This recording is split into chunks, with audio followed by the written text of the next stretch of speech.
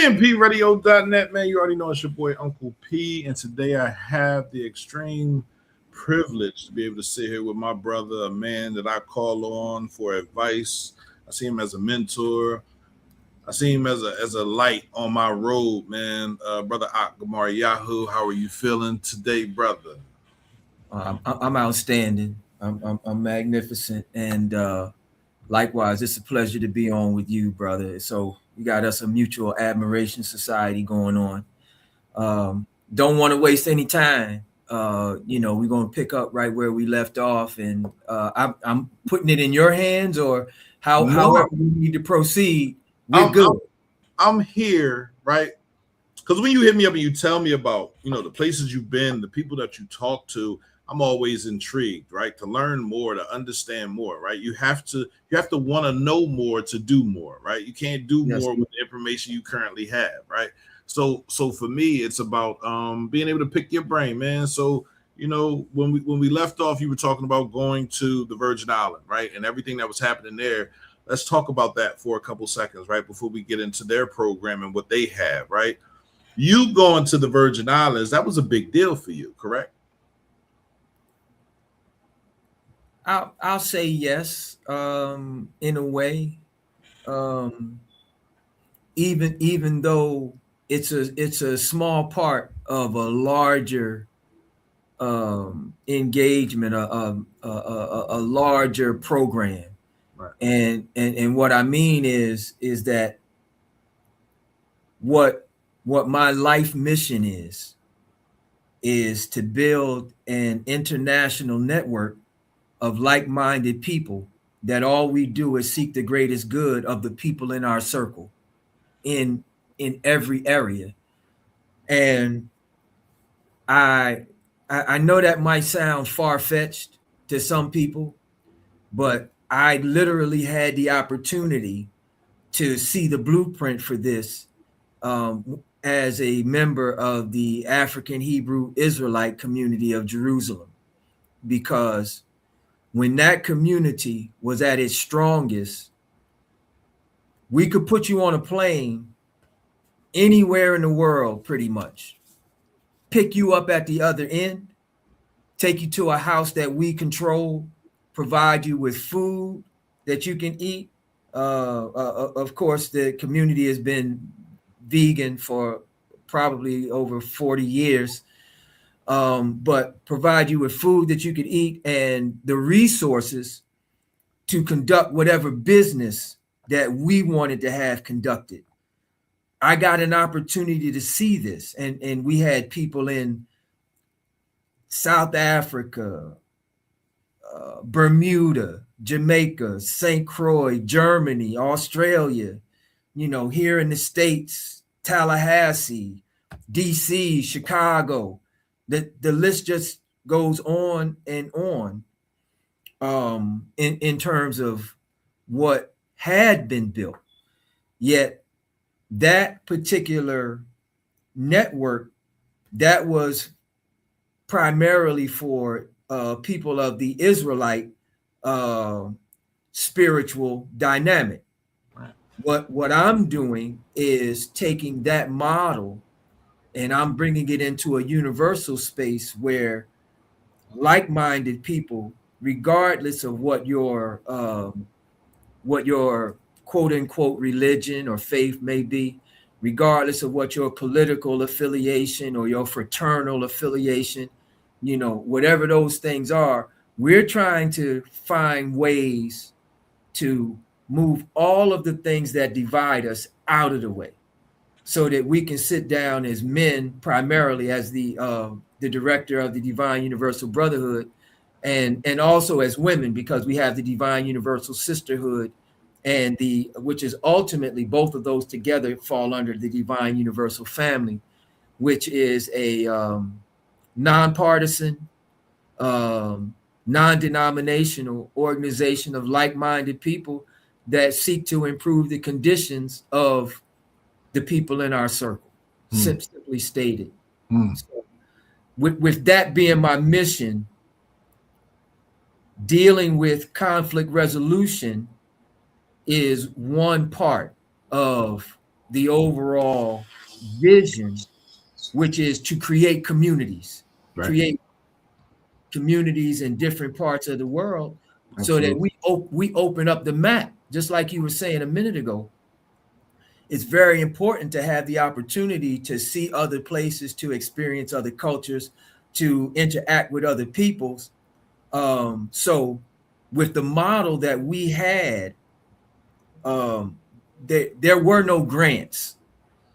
You know, there was no millionaire that came and just said, hey, this is no, it was nation building, and everybody took what we have in our pocket, and that's how we built this international infrastructure for ourselves. So there was a time when in that community, if you traveled to another city, you didn't have to worry about going to the hotel, Right. because we had nation houses. Right. So a room was prepared for you. You know, food was, there was someone there that was also going to help to take care of those types of needs and things like that. So um those things, Brother Pierre, make a lot of sense to me. And I think they'll make a lot of sense to other people, regardless of what their faith or persuasion or denomination may be. Yeah, when you think about traveling the world and different places, you see people that come here from Pakistan, Afghanistan. They have those same houses and places that they can go. Now we know with terrorism and all those other things, they see those as sects, right? But they're actually communities, right? They're not really violent communities. Not all of them. I'm not going to say nobody. I'm not speaking in 100%, but I'm just saying you have places where you can come from a different area and go into another area and feel at home and feel safe, Yes. protected, right? So we need that in our community. We need to know that we can go. I could go to Chicago and just relax. I don't have to spend $700, $800 on a hotel room. You feel me? I could just give money to my brothers. You feel me? And have a nice cooked meal. Have three cooked meals a day. You feel me? And then they introduce me to the brothers in their area and walk me around. So whenever you come through and you talk, man, I just want to listen, man. It's just I don't have a whole lot to say, right? Because Yeah. what you Well, do, where you go, and what you put your time into is amazing to me, right? So it's just like I just want to learn. respect. I just want to learn. Respect. So, but we do have a guest. And if you want me, I can add him, or we can wait a little while longer. You let me know. No, bring them in. Bring them in. And while we do that, I think I'll go ahead and prepare an introduction. I don't know if Something wrong with his phone. He got to come back and do it again. okay, we'll try it again. But one thing that I wanted to share is that with the model of nation building that we had, we with these nation houses, instead of 10 of us each having our own individual mortgage or rent to pay, we got nation houses, and we implemented a communal living arrangement. So we got much larger houses, number one, and then the space in the house was apportioned based upon the need of the family. So larger families, of course, got more space.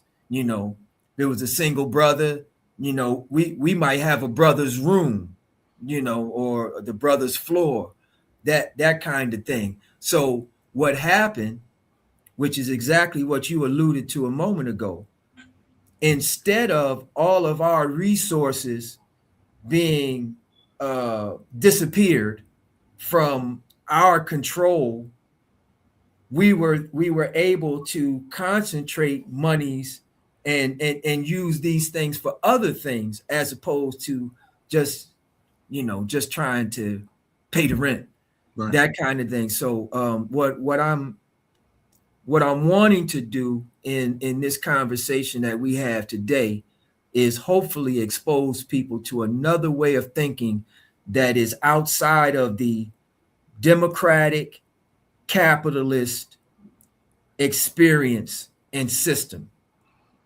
because that's the problem. That is Go ahead. no, that is the problem, right? Money, control, power, right? The greedy, how it changes people, and people see that and they want it. They want the houses, they want the cars, they want the power, they want the control, and they'll do anything for it. And I was talking to my brother the other day, and he was talking about crabs in a barrel. And I made a little cartoon. Um, thanks to AI. AI has been helping me with a lot of stuff, right? But Okay. aside from just a little You comic, flexing right now. a little comic book type thing, right? And it was basically about the crabs in the barrel. How in our community we don't assist each other, we don't love on each other. How easy it would be to create a community full of people that have the same mission in mind, to see the next person lifted up, to see the next person exalted, right? We don't do that. We rather put people down. We rather talk about people. We rather tear them apart, and that's hard, right? That's because we watched it happen before. We watched someone else become something and leave our community and go sit next to someone else and not come back to our community and not show our kids. So when we have accountants, lawyers, doctors, police officers not come back to their community and give to their community and show them how I became this person, then all we have left are the drug dealers, the scammers, the other things that are non-desirable, right? And the kids see that, and then they want to be that, right? So that's why I started the radio station, because I wanted the kids to see a radio station. I wanted the kids to see a broadcast journalist. I wanted the kids to see and be and understand that they can do it. You just have to believe in yourself, right? So we're going to invite your guest in, Okay. and you're going to introduce him. Yes. So I have the distinct honor and privilege to introduce you all to our brother. This is our brother. When I went down, well, brother Damian Lang, when I went down to St. Croix, you know your tribe when you come in contact with it. And I got the opportunity to spend a little bit of time around the brother, and I was like, okay, we can build together. But so that you all know a little bit more about Damian Lang and the work that he does out of the Office of Gun Violence Prevention in the U.S. Virgin Islands. So it's not just St. Croix. I went to St. Croix. He can tell us the other islands. I think it's St. Thomas and some others. But there are 3 positions under the director. And Brother Damien, he's currently serving in the space of violence interrupter, which I told you guys about in part 1. So I actually had shared with them an incident and how you were able to neutralize a situation where a hit had been put out on somebody, and bringing that back in. So I'm sharing this by way of introducing our brother out of the Office of Gun Violence Prevention in St. Croix. His position is violence interrupter, but he is also the founder and the CEO of his own not-for-profit. They have a father's initiative.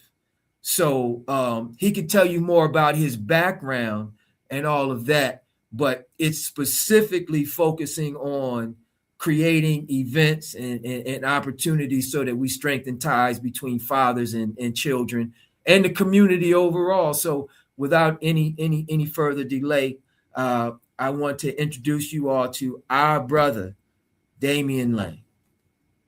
Greetings, blessings to everybody. It's a pleasure, it's an honor. I was blessed to meet this man right here, man. Real thing. But great minds when they come together, right? We we open doors for each other. You know, no man should have to go through a door by himself. We were created equally. We are all brothers. And guess what? When we stand together, man, we divine. We stronger in numbers. This is a proven fact. A little bit about myself. Yes, my name is Damian Lang. I work with the Office of Gun Violence Prevention. I'm the violence interrupter.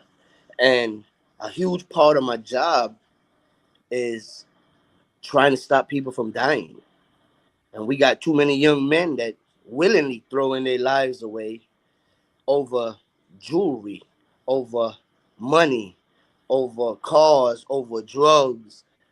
And we losing too many of our brothers.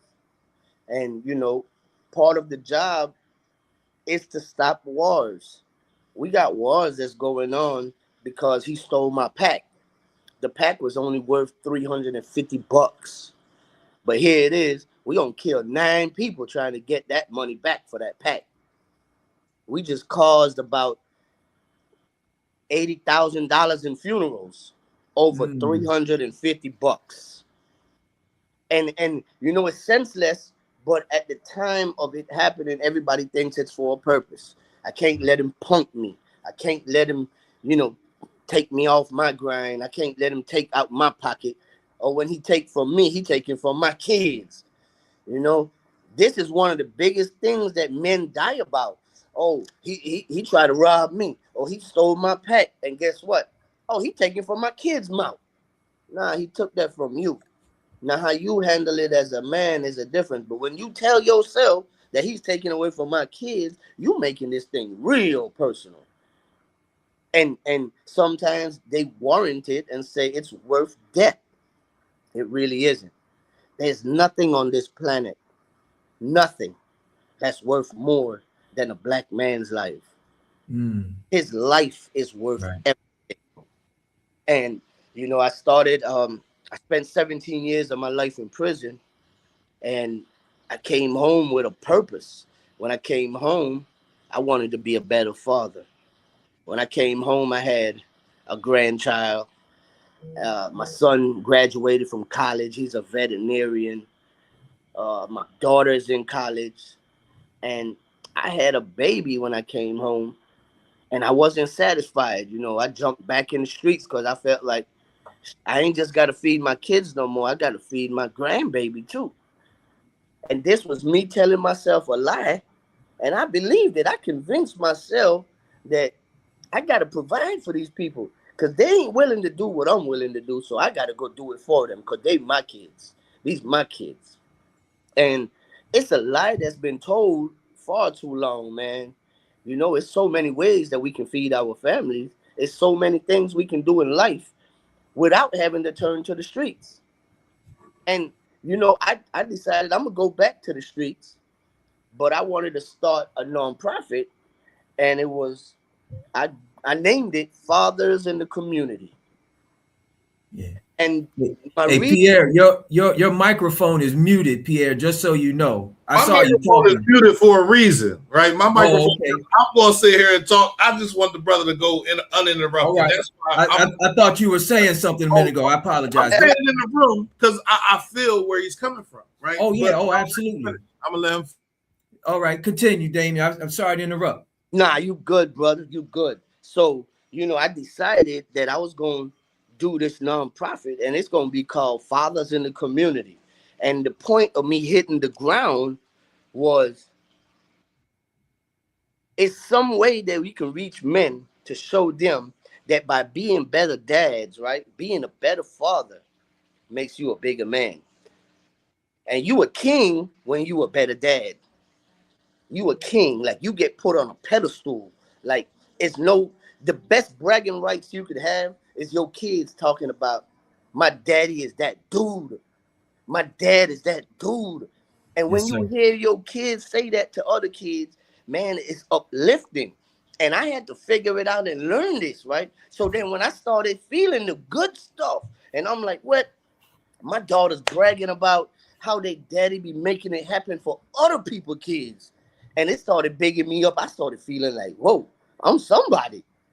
And I started hitting the ground harder because now I like the attention I was getting from being a better dad.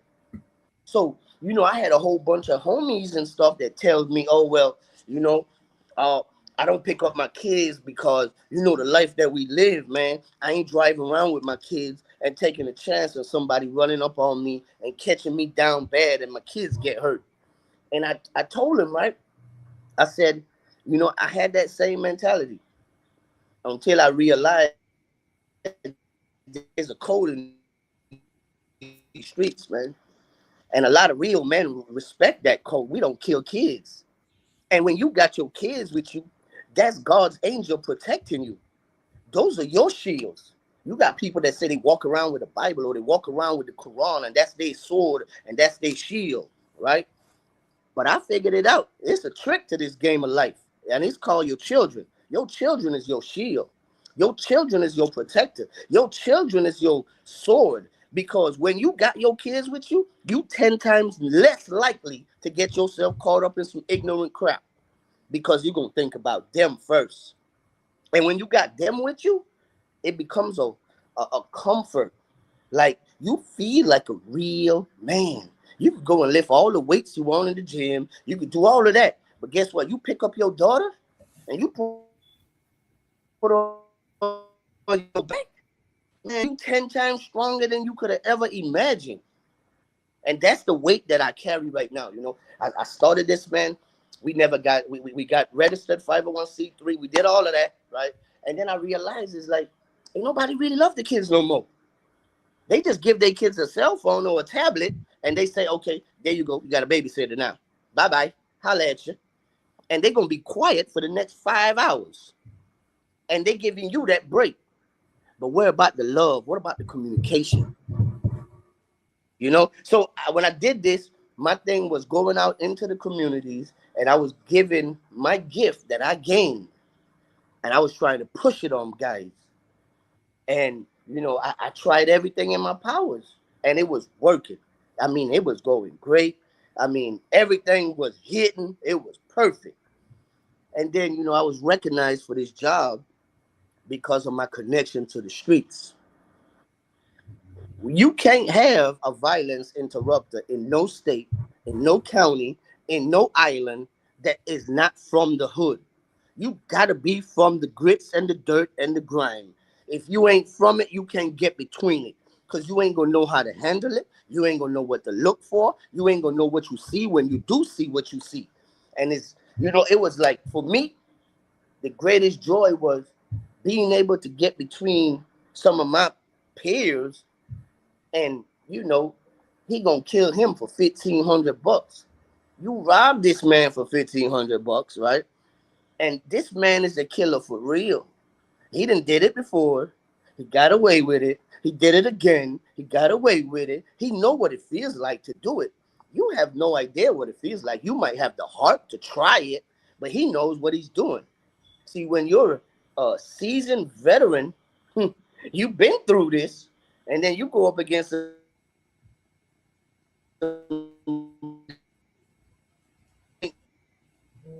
no automatically win. So I sat down and I had to get between two guys that really wanted to kill each other, right? And then that door opened so many doors because one guy told the next guy, and the next guy told the next guy, and the next guy told the next guy. Right. And then all of a sudden I got my phone blowing up. And it's like, hey, we got a situation going on at the cockpit. We got a situation going over here on this turf. This guy just got jacked for his pack. And you know, some people wanted to know, like, man, why you getting in the middle of drugs? You know, if somebody robbed this pack and he's a drug dealer, why you want to get involved in that? That's not what your job is. But see, that robbery for that pack is going to cause us a life. And I got in the middle and say, well, how about this? What about if I give you back your money? Right? I get you back your money. Can I get your word that we ain't going to have no violence? I said, you can't make me look like a punk now because there ain't no punk in me now. But don't put me in a bad spot because I'm putting my neck on the line to save your life. Now, I need your word on this or else we can't do nothing. You just gonna die. Your mama gonna cry. Your kids gonna cry. Your grandmama gonna suffer. Can I stop this?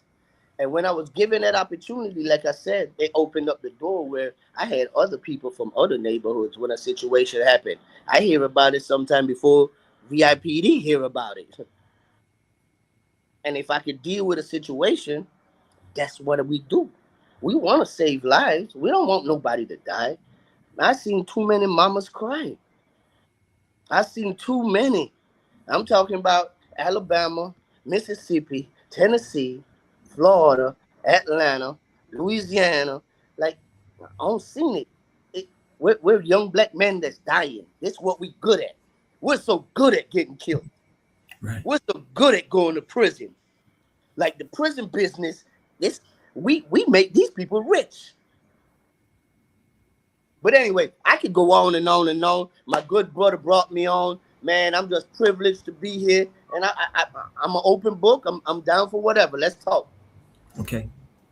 No, I appreciate and bless all of that. So I'm going to say that I really only have three things that I want to emphasize and make clear. And as it pertains to the fact-finding mission that we did down in St. Croix, and give you all kind of an update down there, because the idea was to take some of the things that we already have with the conflict resolution and other things like that, and see how we could collaborate with what's going on in St. Croix, and an exchange of ideas and exchange of technology, all of that kind of thing. So the three things. I'm not hearing anything. Are you here? I can hear you, and so we're gonna go with it, and we'll see what happens. So can you hear me? Anything. You can't hear me? Yeah, Pierre, he can't hear me. Can you hear me now? Yeah, I don't know what's happening. Pierre, we're gonna need your help with this, most likely. Yeah, Damien's not able to hear anything, and I can't hear you either. So I'm gonna continue until hopefully he gets that worked out for us, Damien. So give me a thumbs up when you can hear me again. So taking it from there, like I said, three things. The first thing that really wanted to emphasize is that as a result of going to St. Croix and seeing this beautiful, idyllic place and all like that, but understanding that the problems were the same, you walking around on the island, Brother Pierre, at a certain point, you know what it's like in Chester, and you're like, what are these people upset about down here? You got beaches, it's an island. You got beaches everywhere, you know. You were a tourist in that situation. The same thing could be said to people that come to this country and say, why are these people upset? This is a nice area, indeed, right? Indeed. We're not from that specific area, but we come from our area where we have the same situations happening, right? And whenever you have money, or you have a system that exalts the people that make more money and the people that don't make a lot of money down there at the bottom, right? The people that work at the shops, the people that work at the hotels, the people that are trying to survive, they have that influence of, to get more money, you need to do this. And they're also underneath of people that are right over top of them, of course, right? But the people that are over top of them are using them to get up higher, right? So that doesn't change anywhere you go. It's the same everywhere. I've been to a lot of places and I've seen this happen. And it's like, if we just came together as a people, if we just stop beefing with each other, we stop yelling at each other, we stop trying to one up each other, right? We can actually have some great things happening for our community. But first, we have to focus on what we want. Yes. And if we want better for our children, we need to do better for our children, right? If we want our children to be different from us, we want our children to be greater than us, we have to do better, right? So it's hard. It's hard, brother. And I don't want anybody to think that I think that it's easy. It's not. It's not easy to put beefs aside. It's not easy. If you are from any area and you've been beefing with a certain area for more than 10 or 15 years, you've lost some brothers, man. You've lost some people, man. And that's not easy to put to the side. For me, I ask people, you know, do you want to go to jail or you want to stay home? Right? Because if you're out there and you're running in the street and you're playing with guns, you're gonna hurt somebody. And then you never know. So I talk about my situation, right? When I got jumped at the RS Club, right? Blah, blah, blah. I made a choice not to go and do anything to nobody else, right? And that was not just for me, that was for my son, right? That was for someone up there because I'm thinking about the situation. I like to weigh a situation before I do something. I don't respond, I don't react, I respond. So situation comes up, we go up there, we shoot at somebody, we hit an old lady, we kill an old lady. That lady had nothing to do with our situation. You know what I mean? That child that could have gotten hit or could have got injured had nothing to do with our situation. So for me, it's about sitting and understanding, why am I going to do this? And a lot of people don't have that. You feel me? So you got to give that to them. You got to talk to them. So many people, when I was working for Chester Partnership for Safe Neighborhoods, I went out to the county and I visited with men that were on their way upstate for shooting someone just to get their feeling and how they felt about the situation, right? When you're on, you did something or you hurt somebody, you put yourself in a situation where it's either me or them. Mm-hmm. And it'll always be you. You'll always pick you. I don't think anyone else will pick someone else, right? I'm gonna lay my life on the line for him. No, I got a gun, you got a gun. I'm gonna shoot it, you gonna shoot it. So I gotta make sure you die. So everybody that I went out there to go visit, they said the same thing. It was either me or him. I carried a gun because other people had a gun. Like, people aren't violent. We aren't violent. We love each other. If you go home and hug your kids, you are a lover of life. Right? It's just that we want other people to realize that you can't play with me. And it just goes left from there. Right.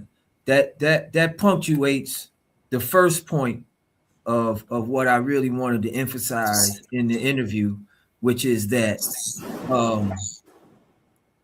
the violence that we see in so many places, it's not the people. Even though the people are doing it, there's nothing wrong with Black men or Black women. There's nothing deficient about us. The problem is the system. Because while I was there in St. Croix, it really hit me another kind of way. And I'm understanding that as long as more than 90% of the wealth is concentrated in less than 4% of the population, and the rest of us are competing for less than 10% of the total wealth, there's going to be some people left out. There's going to be some people, well, the first rule of nature is survival. So we're going to end up with people under that kind of system where they're going to be behaving more like savages than human beings. And that's the situation that we run into. So what needs to happen? Behavior. We promote the savage behavior. The music that we listen to, everything we promote it. I'm a savage. Why are you that part? Do you know what a savage does? Yeah. So within this system, the solution becomes, we have to have another system. Okay. We have to have a system where we increase the value of the life of a Black man.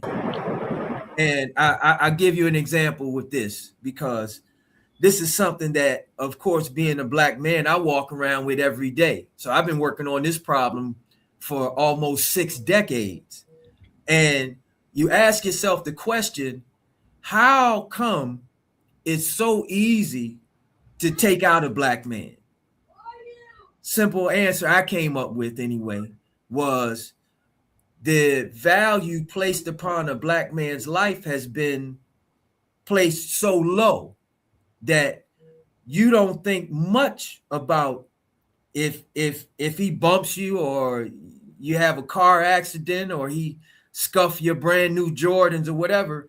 You automatically go to somebody got to die, you know. So if the issue is that the value of a black man's life has been delegitimized, how do we increase the value of a black man's life? What is the question on the floor? How do we increase the value of a black man's life? Exactly. We increase the value of a black man's life by thinking about how we want to be treated, right? We give everybody the same value. I give you the same respect that I want you to give me, right? I will never disrespect you unless you disrespect me. And even if you disrespect me, I'm gonna have a conversation with you and say, you sure you want this smoke? Like, because I don't have time for it, right? But until we do that as a people, right? Until we value everyone the same, right? Whether my grandma used to say, have the same respect you have for the CEO that you have for the janitor, and so on and so forth, right? Respect the people in your life. But we don't do that, right? Because we're hurting. Our community is hurting. Our community has been neglected for years. You're a part of a generation that was neglected in some shape or form, which led to another generation being neglected in another shape or form. And now we're at a point where it's our children.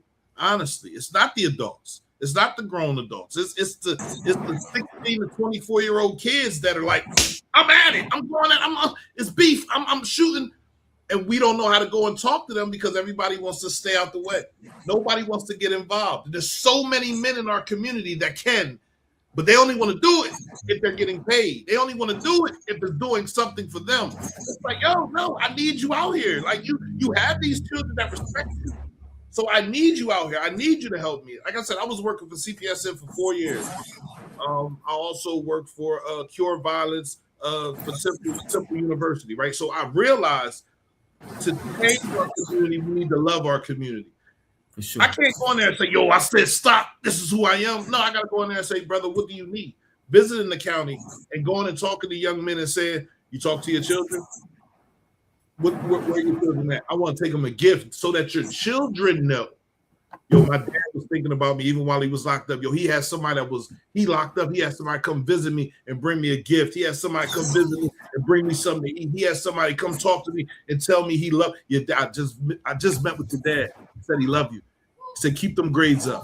Right? Even if he didn't say it, I'm gonna say he said it, right? Because that child needs to know that daddy loves me. That child needs to understand how much daddy loves him. So from there, it's all about giving love. And I give love to everybody, man. Yeah.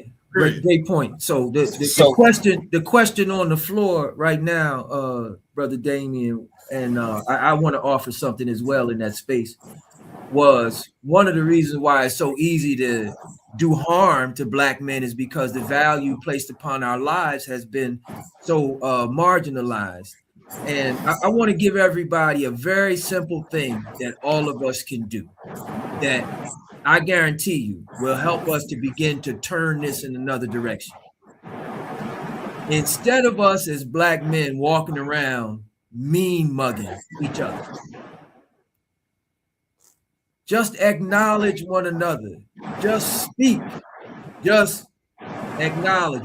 When I was down there on the island, Brother Damien, every place that I was taken to, and I was taken to quite a few bars when I was there. Yeah. Look, I gave a nod of respect or wave to everybody that was in there, every man that was in there. You know what I mean?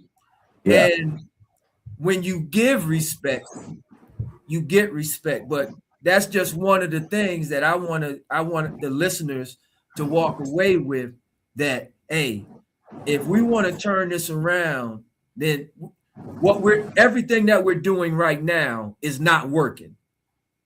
Okay? We're getting some victories, but we're not getting the ultimate victory of what we need. So obviously there's something else or some other things that we haven't tried. So the question at this stage was just, what are some of the types of things that we can do to increase the value in how we see each other and how other people see us, Brother Damon? Man, one of the greatest ways, love, like he said before, right? Big up, Bryce. I love that. I like what you did with. That's your daughter. Salute, man. I gotta salute you on that one first. Right. So, I try to show it to our young men. We got young men walking around St. Croix right now. There's a life expectancy on our young black men in St. Croix in the Virgin Islands 18. between the age of 16 and 24. If you live to see 25, you are OG.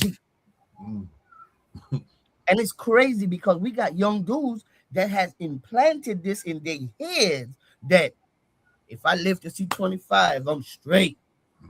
And they believe this. They got so much hate and they so prone to violence. Like, this is a part of us. We supposed, if you looking, man, you mugging me, I'm supposed to ask you, what's up? You want smoke? What's up? And then I address it by doing this. What it is, what it do, what happened, what's up? And that's the wall right there. We got so many of our young boys. One of the favorite words they use right now, that's the ops. He the ops. And I try to explain to these young dudes, when the military use that word and say, those are the ops, those are your opposition, it's mandatory that you take them out this game.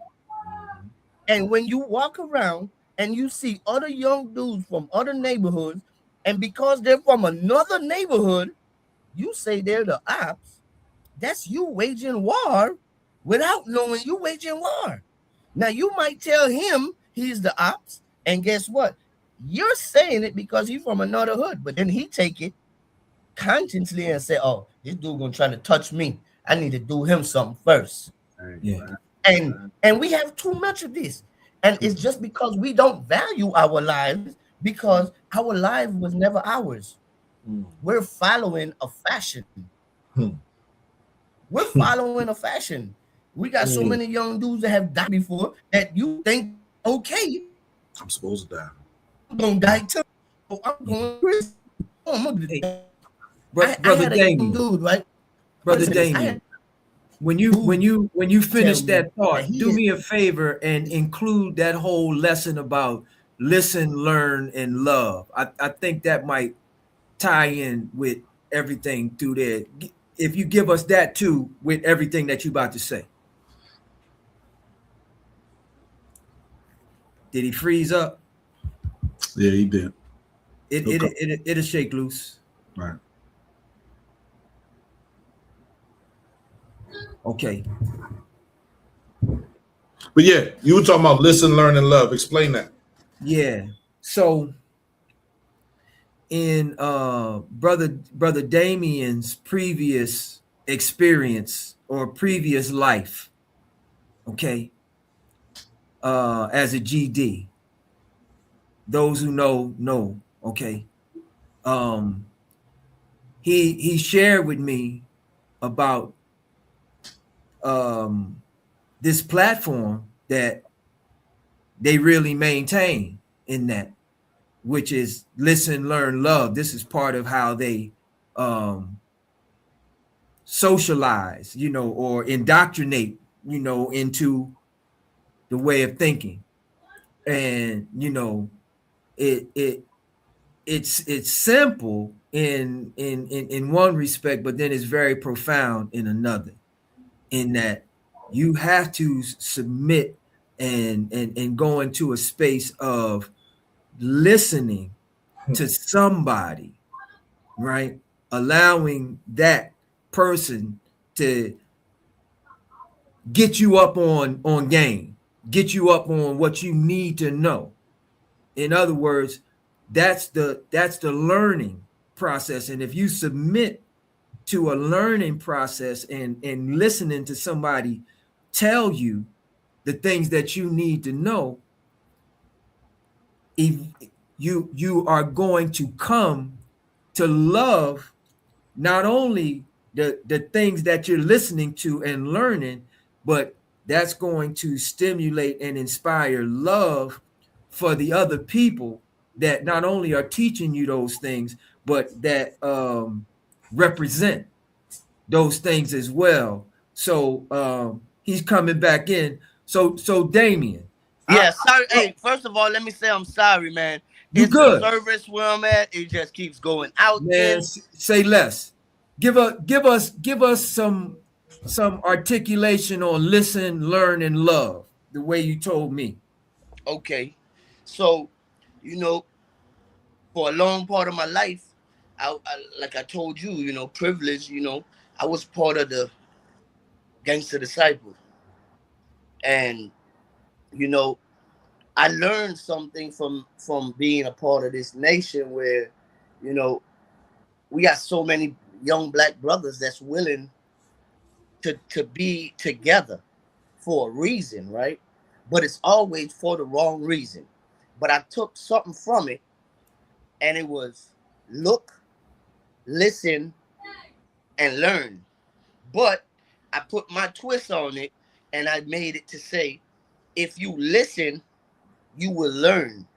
And if you learn, you will love.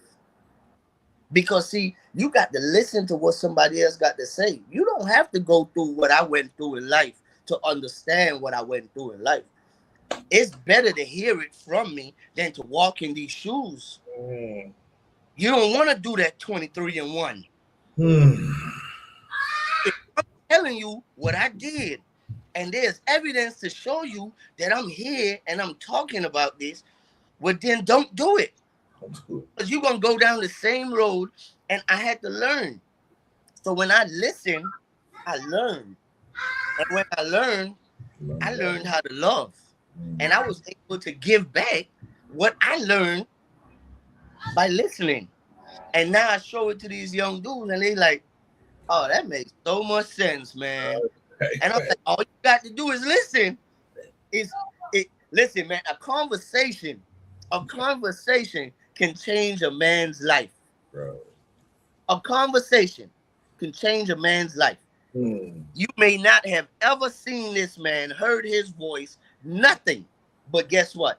Just by you saying how you doing, my brother, and guess what? You open that door with that conversation, starting with that, and you and that man become the greatest brothers, better than the same brothers that came out your mama. And it's just because he took the time to listen, Exactly. then he learned who you was, and now he's able to love the person that you are. And your love that you showed him, now he can show it to somebody else. And it keeps going. And I got this in my head. It's not going nowhere. Right. Because this is what we do. We need this. We need black men to love black men. You know, I talk to some young dudes and tell them, the more young dudes you love, the stronger you gonna be. You know what he told me? He said, man, I ain't with the homo shit. I'm like, no. When you love a man, that's you being the biggest man that you can be. See, it's easy to love a woman because we can love her for all kind of wrong reasons. Right. But see, when you genuinely love another black man, bro, and that's a big move. Right. So with that, one of the things that the Office of Gun Violence Prevention was involved with, and the director, I talked to him a few minutes ago. He's at the YRC, which is the Youth Rehabilitation Center, I guess is the name of it. Yes, correct. So it's some young sons up in there, man, that, you know, some of them is in there for attempted, you know, and various other things like that, right? Yeah. And I shared this story the last time, that when I first went in there to meet him, you know, I asked him a question: if you could be anywhere in the world right now, where would you want to be? Each and every one. Now, this is the thing, Brother Damien. They didn't say Paris or, you know, Hollywood. Where you think they said? back home. Every last one of them. They just want to go home. Environment that puts you there. Yeah. So with that, it's like we got to redirect it. So a lot of the talk in the podcast and all of that kind of thing is talking heads out there. Okay. So now let's shift some of the things we've already mentioned, but let's shift in terms of, because whenever a patient goes in to see the doctor, you know, what is it when you check up? Yeah, you get a checkup, but they not investigate, but they do that, right? Right. Little diagnosis. And say it again. The diagnosis. Problem, a little diagnosis. Well, that's where I'm going, because the first thing that they're going to do is they're going to diagnose the problem. This is what we're looking at. Right. So we got millions and millions of people out there that talk about the problem. But the other thing that the doctor does, he write that prescription. Right. Solutions. This is how we're going to diagnose this problem, this issue. So I always want us to take the conversation into that space before we get out of here. One thing that I want to share, so that everyone's aware, we have a local organizing effort that's taking place in the tri-state Pennsylvania, New Jersey, Delaware area. I would always say to anyone that any issue that involves people, groups of people, all of the issues ultimately boil down to one thing, and that one thing is a lack of organization. If it's drugs, if it's violence, if it's teenage pregnancy, I mean, anything you want to throw at it, ultimately it comes down to the fact that we're not organized to the level to deal with this issue and eliminate it. So we're organizing at this point, and one of the things that's actively being done, I called a meeting in Chicago about 3 months ago. We got representation from Florida, St. Louis, Atlanta, East Coast, Chicago, Cleveland, so on and so forth. We told the brothers when we left there that what we're going to do is we're going to do a series of think tanks in these various cities. And the think tanks are going to, we asking men to come out and help us to create an agenda for Black men, black adult men, and for Black youth. We want to hear what the brothers in Wilmington, what the brothers in Camden, what the brothers in Philly, Chester, so on and so forth, what the brothers in St. Croix, you know, we've already talked about that and have begun the planning. So the conversation ultimately revolves around whatever your affiliation is. If it's street, if it's police, if it's fraternal, you a Mason or you a Sigma, or if it's business, if whatever our affiliations are, we're asking all men, when you come into these rooms where we gather, bring peace. Leave those affiliations at the door. Please. We just want to sit down as men and discuss how we can improve the condition of our families and our communities. And what I'm saying to the brothers is that I've experienced a 100% success result with that kind of a conversation. And once we get into these rooms and we begin to discuss certain things and we get to know each other, it's going to be very easy, I think, or it's going to be easier to bring a positive resolution to the violence. Because what I'm going to say to everybody right now, this was another thing I learned down in St. Croix when I was there. Of course, those of you who know, I've been in health and wellness for about 35 years. Okay. And I'm telling you, there is no cure for cancer. The cure for cancer is not to get it. The cure for cancer is prevention. So if you ultimately get it, they're going to go into emergency things to try to address it. But you don't want them cutting on you. You don't want them medicating you, all of that. Anyway, there's no cure for cancer. There's no cure for the violence. There's no way to make it go away. Because when somebody has touched your family, you want to touch back. Violence is social cancer. So the only thing that we can do is try to do the best we can where we don't have no beef, prevent beef, neutralize beef, all of that. Now, in those instances where we do have situations of violence that already exist, I'm not naive to that fact, okay? And I'm telling you, the only people that can fix this problem is us Black men. We are the ones that are doing the violence to one another. We're the only ones that can stop it. We got to sit down, brothers. We got to talk to one another. We got to find a way to stop it.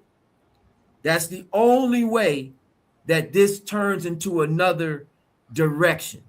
Because everything that we doing now, everything the churches is doing, everything the mosque is doing, everything, all of the good people that mean well, and they doing good things. Black men, Black young men, and Black adult men.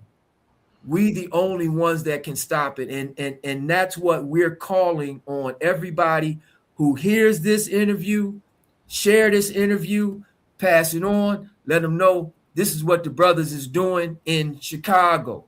This is what the brothers is doing in Cleveland. This is what the brothers is doing in Atlanta, wherever it is, because we coming. But I wanted to initiate that part of it and say that with the brotherhood think tanks we're doing, and we've already begun talking about the planning of that in St. Croix. I can tell all of you now that in the tri-state Pennsylvania, New Jersey, Delaware area, we calling for leaders. We want the leaders first. If you got 3 people, 5 people, 10 people, 50 people that listen to you, we want you to come in this other leadership summit that we're going to do this coming Thursday. Okay. You want more information, you call the radio station. You want more information, you get in touch with us on Facebook. The Office of Gun Violence is, they got the website. We'll give you that as well. But the think tanks is one thing. Brother Damien's organization, we're going to do some of the exact same kinds of things. We want a chapter of the fathers in the community here. They want a chapter of the Divine Universal Brotherhood there. We got that now. You know, that's whatever works, brothers. We calling for the kitchen sink. We throwing the kitchen sink, and I can tell brothers as well. The last thing I'm going to say here is that in the solution space, we're establishing an Office of Gun Violence Prevention. Hi, sweetie. We're establishing an Office of Gun Violence Prevention out of the grassroots organization called the Divine Universal Brotherhood. So we're looking for violence interrupters. We're looking for people to deal with social media and outreach. There's the outreach officer. And then we're looking for those brothers who have the necessary talent and skill to engage with victims.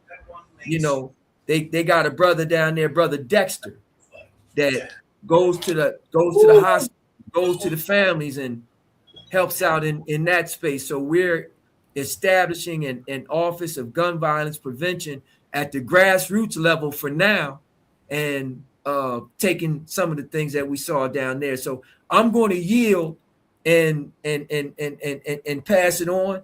If there's something that you want to add, brother Damien or brother Pierre, floor is yours. I'll let brother Damien talk. Okay. Everything that you just said, words out of my mouth. And I say that because, so we have been trying. So I have had the first ever sit down in the Virgin Islands from hood to hood. So we got the Frederickstead dock, right? And it's where the cruise ships come in. You know, it's the biggest pier on the island. And I had a meeting, and I call it the meeting of the minds. And what I did was I got the two shot callers, or the bigger head, the big dogs from Williams Alike. I got 2 from Castle Coakley. I had 3 from Grove. I had 2 from Harbor View. I had 2 from Princess, 1 from Kennedy, 1 from Sofarali, 1 from Mali. And these were men that we had a real East and West war thing going on at the time. And the guys that's actually making money, they didn't want part of it. They don't want no beef. No beef. You can't make money and beef at the same time. You can't make money in war. It doesn't. You spend money. Right. And we was able to have a successful sit down. I went to this meeting that I put together, and I carried 8 bottles of Hennessy, a small cooler of ice, and I had some glass cups. Let's talk. I gave everybody a drink, and we all sat down. And when we got there, you had some guys that was, very cautious, because some of the guys that's there, they don't mess with. And I gave everybody my word. And I told them that I put your life in my hands. Right. I put my life in God's hands. Right. And I'm telling you, there's not going to be any problems or conflicts or arguments at any way. And if it do turn out so, I put my kids in your hands. And we had this set down. I had 1 police officer, and he was an executive staff for the governor. He was one of the governor's bodyguard. He was the only law enforcement, and he wasn't part of it. I had him park his vehicle outside the gate of where we was at. And his purpose was a source of security at some feeling for some of the guys, right? We said it was going to be 45 minutes. It ended up being 3 hours and 10 minutes. And some of these guys has never, ever even heard the voice of the other guy that they were talking about. But they knew the name, and they knew I don't mess with him because he's from over there. Right. And my whole point was, you as the bigger head, if you can get your little heads in order in your community, then he get his little heads in order in his community, and he get his little heads in order in his community, we gonna be better off. Because sometimes all you got to do is talk. That's it. And when I'm able to do that, the phone numbers just passed around. And it was so serious that I was pulled in 2 days after this by VIPD, How you do Homeland that? Security, and FBI. All 3 of these organizations was in a room, and they invited me in. Why? They said that the DEA say that I am opening up a pipeline for these guys to be able to sell drugs. I said, no. What I'm doing is I get paid to be the violence interrupter in St. Croix. My job is to make sure that when your kids go out or your wife go out, they don't have no unnecessary shootings and they get knocked off. Come on. That's my job. Come I'm not on. here to stop these guys from selling drugs. That's your job, the DEA job. That's not my job. But what I did was I broke it down so simple. If you're a drug dealer and you sell drugs in your neighborhood, if I'm not with it, I'm not with it. But guess what? If you're not killing people, then the cops not gonna come and bother you from doing what you're doing. And I broke it down so simple like that, right? And guess what? We went 6 months. 6 months. The first time in the last 19 years of the Virgin Islands history. 6 months without one shooting in the VI. 6 months after that meeting. And then, you know, of course, one little head did this, that, and then shit start kicking back off again. But it proves to show that with conversation, it does rule the nation. It is a proven fact. If you sit down as men and talk, you will not go to war. Most wars that were started was because they never said a word to each other. If you can talk about it, we can work it out. We can figure it out. And if you can't figure it out on your own, you got 6 brothers behind you that's willing to help you to solve this problem so we don't have any more murders. And it worked. And it's all about conversation. That's it. That's it. I know exactly what you're talking about because I did the same thing, right? Talked to people in my community, brought neighborhoods together, talked to the people that were the shot callers in the neighborhoods to bring quiet to the neighborhood. If you can control your young people, they're not worried about your drugs. We want the grandmas to be able to sit on the porch. We want the kids to be able to play in the park. We want the kids to be able to walk to the store and not have to fear violence. We want the 15-year-old kid that is not a drug dealer but hangs with some people that play in the streets to feel safe because he doesn't have to run or he doesn't have to carry a gun himself. And communication and unity that builds a community. That's what I believe, right? So I have cmpradio.net. I started that 9 years ago. But in starting that led the DA and everybody to understand the power that I had in the community. I didn't see it as power. I just saw it as us being able to talk about things, coming to the radio station and talk about what affects our community. If we don't value ourselves first, if we don't love ourselves, then how can we love anybody else? So I tell people all the time when you come to the radio station, man, your family. So today I'm telling you, Damien, your family now. You feel me? I get your number. I give my number to the brother Ben, and he can send it to you, and we can have a conversation. Because until we begin to build our community up, until we begin to lift our brothers up off the ground, right? Because a lot of the brothers that are out here, they're walking with their inner child, and their inner child is hurt. Right. And that trauma that they have, they don't want to face that. They don't want to talk about that trauma. They want to just continue to create more trauma and more neglect and more pain. But if we begin to change our community, if we begin to tell the brothers in our community that we love them, right, and we put our hands on them and we talk to them, we can change so much. We really can. So, indeed. What another thing? I'm with it. Yeah.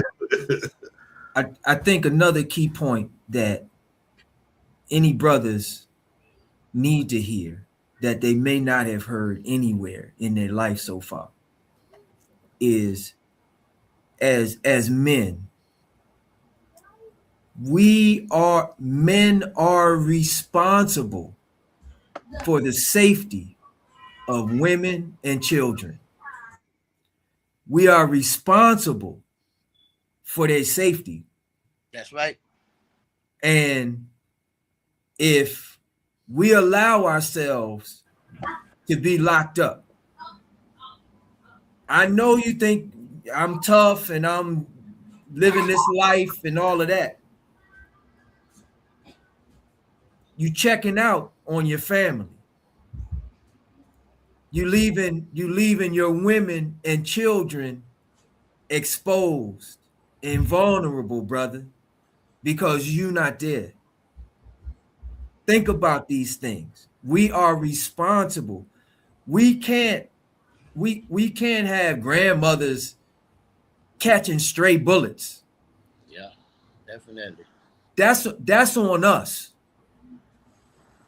So what I'm saying to us brothers as men, if we really want to be men, then we have to take responsibility for what's going on in our environment, because that's what men do. We're not sitting here talking about this is my block. We run this corner. And then as soon as the cops come, y'all scatter like roaches.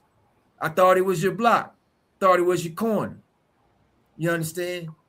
What we saying, and I, Brother Damien was speaking on a little earlier. There's a natural impulse in us to come together and work together. Unfortunately, within the system that we were born into this plantation. Unfortunately, we take when we come together and direct it in destructive directions. We take that energy and destroy. We take that energy and, terrorize and do hurt, harm, and all of that kind of thing. Brothers, imagine what we can do instead of doing that if we take that coming together, adding strength to strength, and now we want to build. Now we want to prosper. And instead of saying, this is our corner, we done bought the block now. Now we are property owner, homeowners, and we pay taxes. Let me tell you, you talk different to the police when you got skin in the game, and you just ain't trying to run game.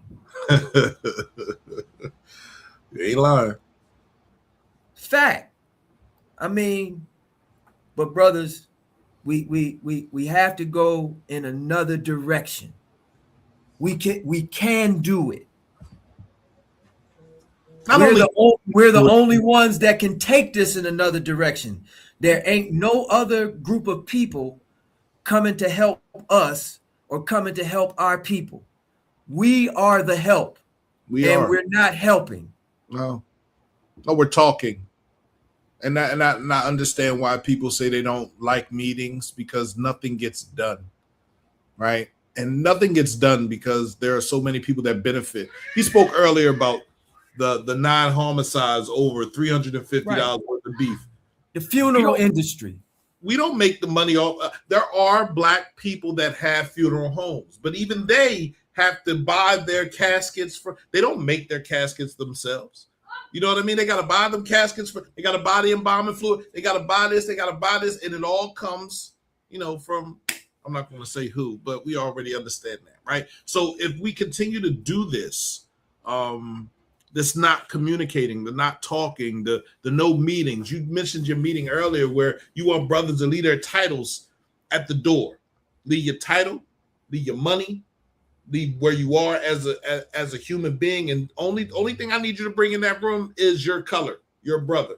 I need you to bring your brotherhood into the room, to have a conversation with other brothers, to help other brothers network and build a web or a fishing net, whatever we're trying to build to capture the moments of change for our community, right? We can't continue to do the same thing over and over and over again and think we're going to get a different result, right? That's insanity. That's the definition of insanity, right?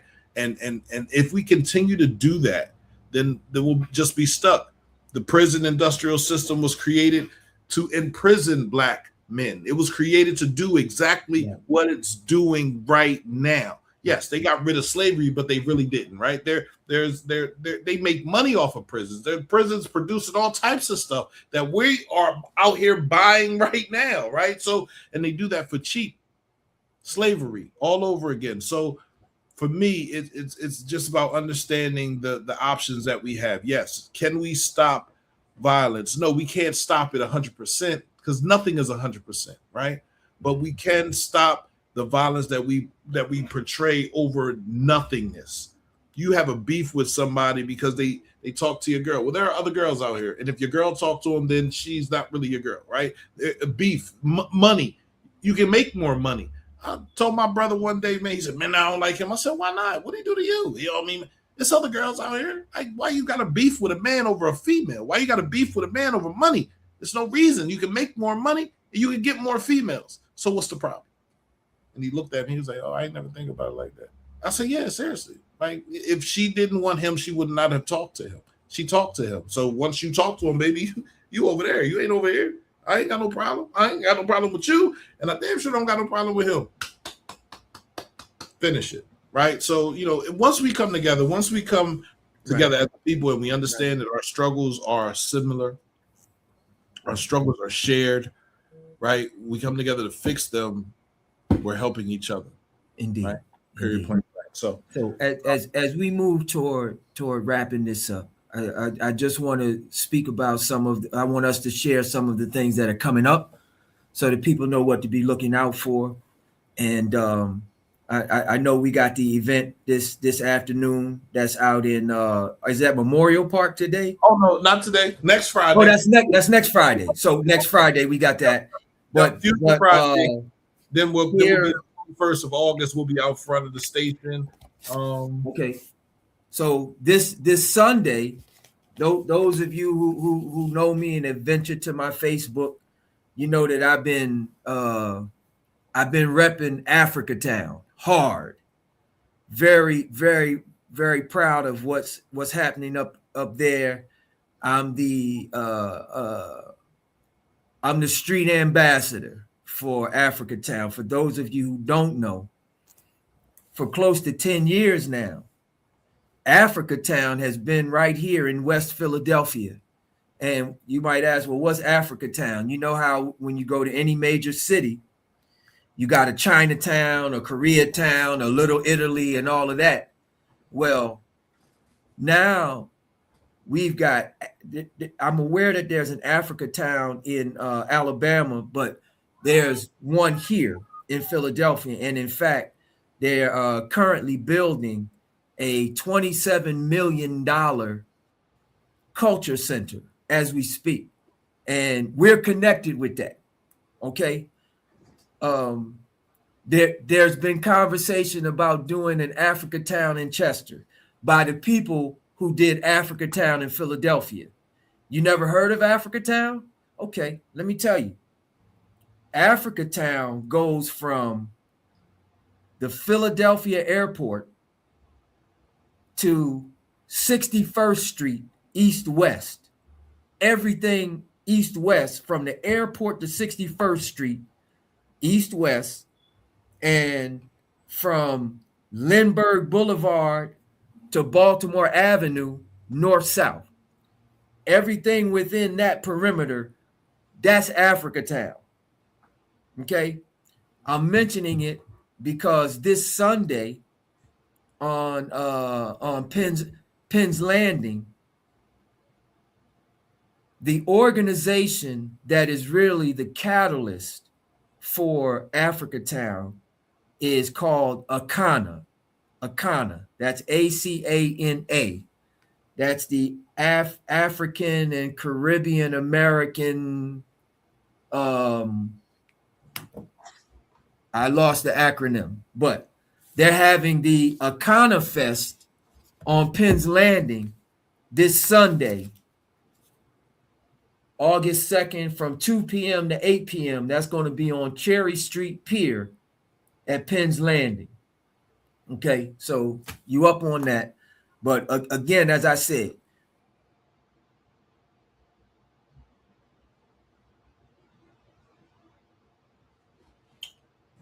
where area, and we'll be beginning the planning phases of the first Brotherhood think tank, which will also be here. And I want Chester, I want y'all to stick your chest out a little bit more, because this international initiative of this Brotherhood think tank series that we're doing, guess where it's starting from?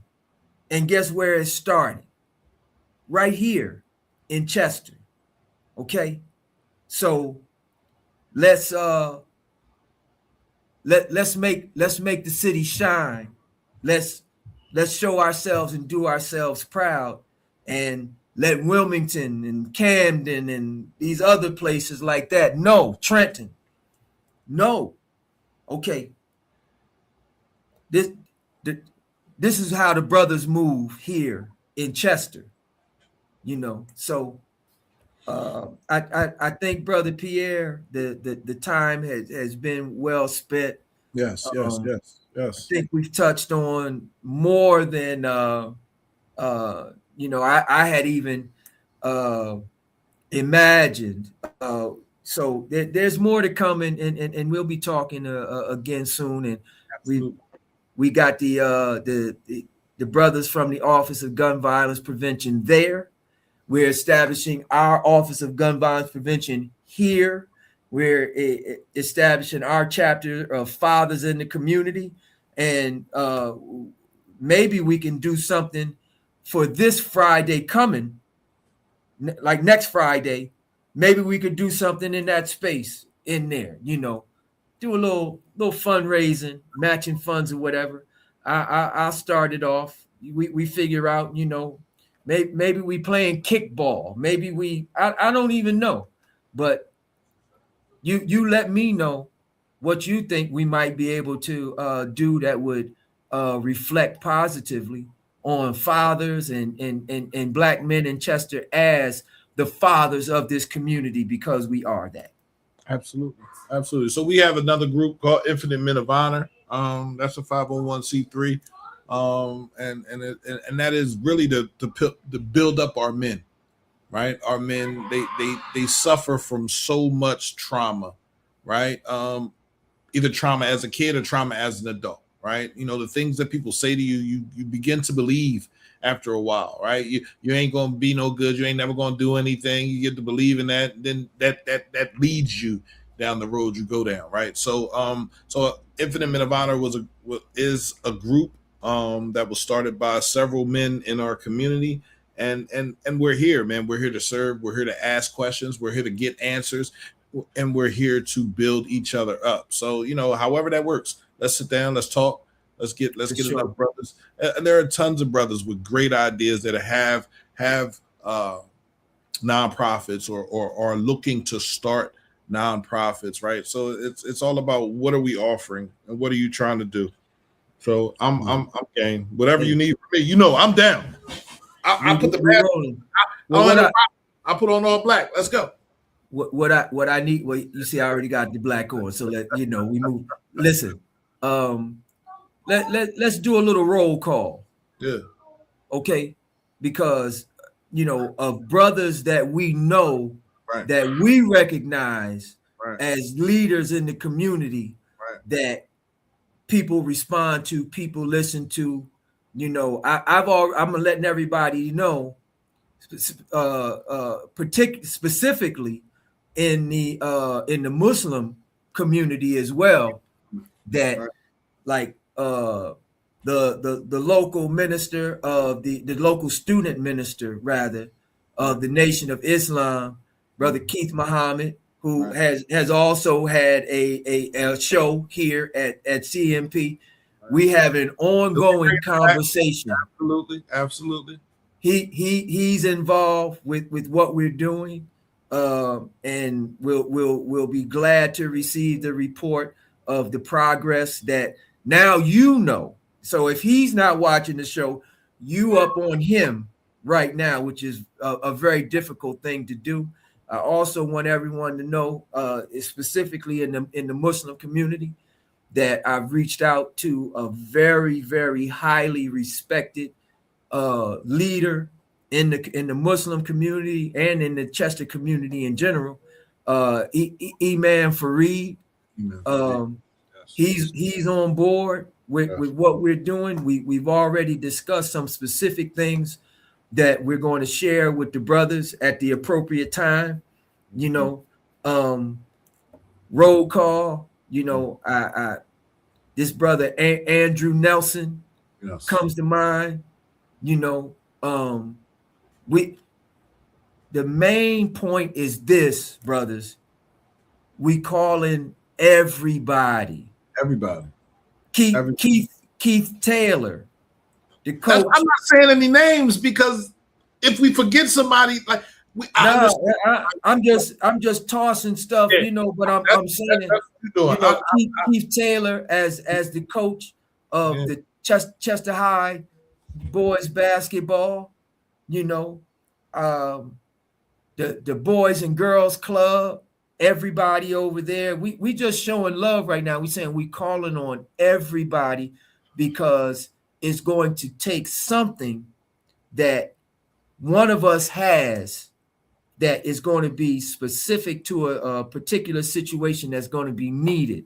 So we calling everybody out. We calling everybody out.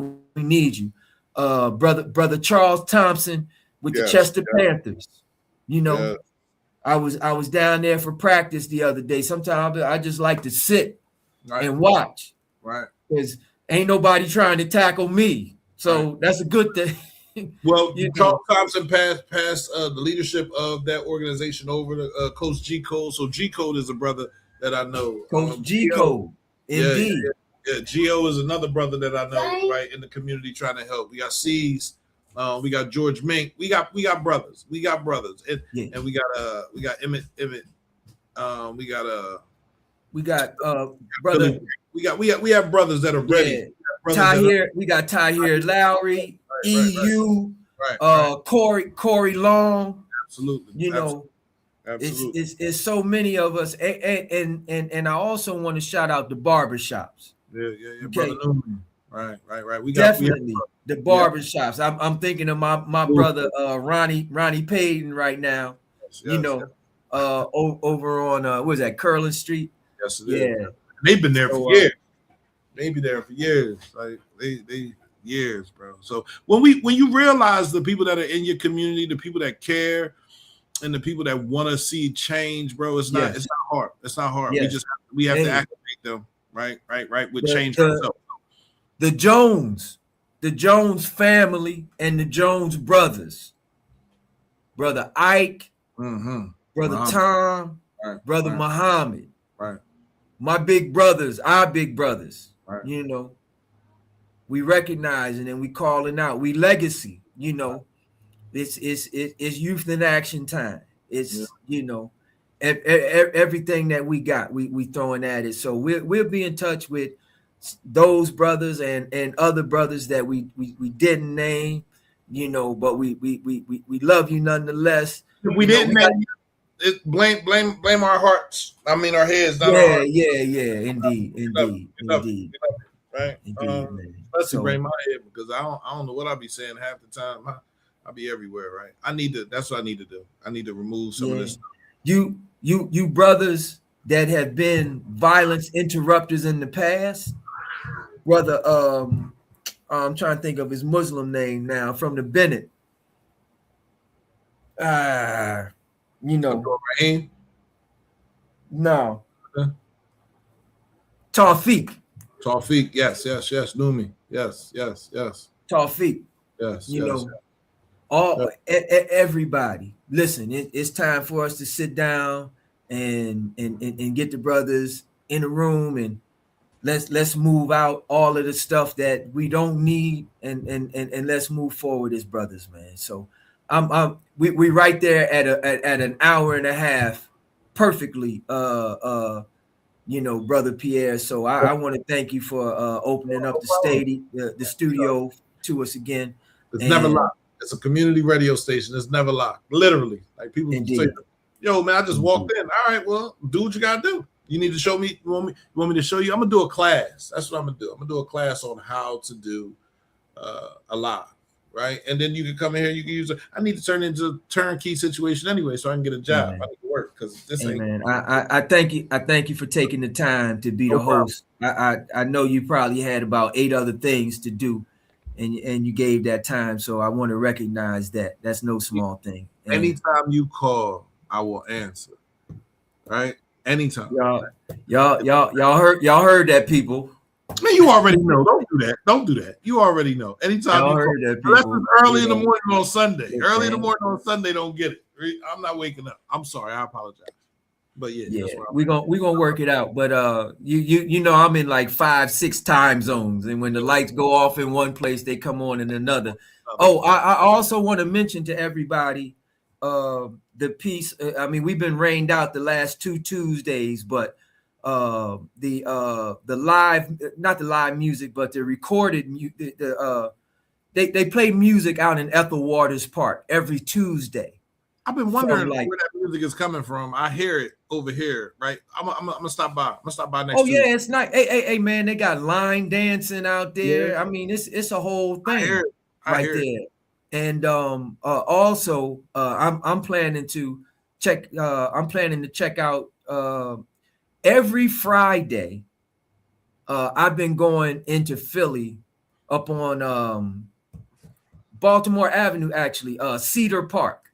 They have live jazz every Friday until like I think late August or something, end of August, maybe into early September because of rain dates. I'm telling y'all, it's a vibe, man. It's a vibe. Everybody come out. They sit and listen to the music. They might have a little beverage. They might whatever, you know. It's a more select and older type of vibration crowd out there. Right. You know, it's nice. So that's what I'm doing later this evening. So you might want to look into that as well. But hey man, I'm going to close just asking you as always, be good to yourself and be good to each other. Absolutely.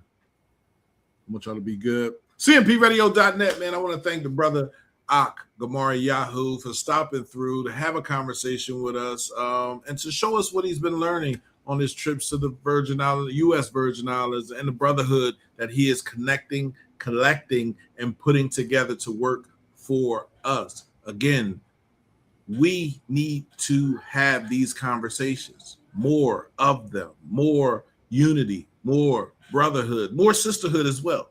Understand, more sisterhood as well, but more brotherhood, first of all, because that's where they're attacking, right? They're attacking our men. They're moving our men out, and I don't know who they're moving in. You hear me? I don't know who they're moving in. So let's pay attention. Let's come together. Let's unify. Let's stop pointing the finger at each other and start having a conversation with each other, man. CMPradio.net, man. This is the radio station of Chester. I want to thank everybody for tuning in. Another great show, another great moment, and there'll be more to come. Let's go. CMPradio.net. It's the station.